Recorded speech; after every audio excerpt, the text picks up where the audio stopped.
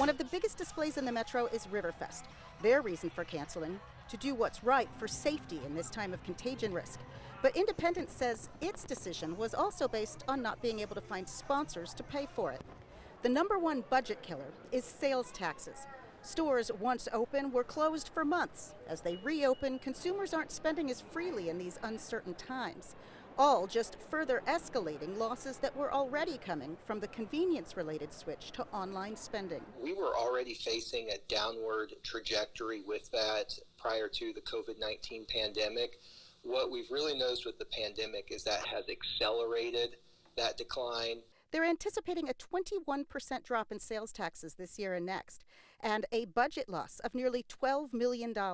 It's a dire situation. Park University professor of public administration Susan Keim says it's not just Independence, and it's not new, but rather an ongoing decline that has suddenly turned into a free fall. Over the last 5 years, there are so many things in the budgets that have not been funded by the federal government or the state government. And so those natural little things are gone. So the only things left are big things. And fireworks are a drop in the bucket, 20 grand for Independence out of a $300+ million budget. Economics was behind the city's decision not to open its water park this year because a delay would cut the chances of recouping with admission fees. That savings is close to $200K.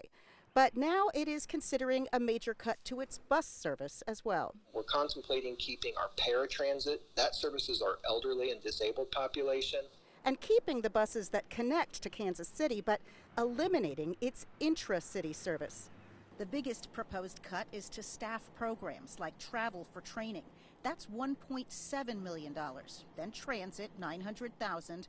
Then layoffs, 13 positions, mostly management. Plus a hiring freeze and a pay freeze. It's a really impossible situation for cities to be in. There's no good way to handle any of this. The Kansas City ATA, which oversees all regional transit in the metro, will be considering a measure tomorrow that would allocate federal funds, the CARES funds, to the City of Independence for that particular transit portion so that that wouldn't need to be cut. That board meeting is tomorrow afternoon. The City Council in Independence has until June 15th to hammer out all the details and vote on the next fiscal year's budget. Betsy Webster, KCTV5 News.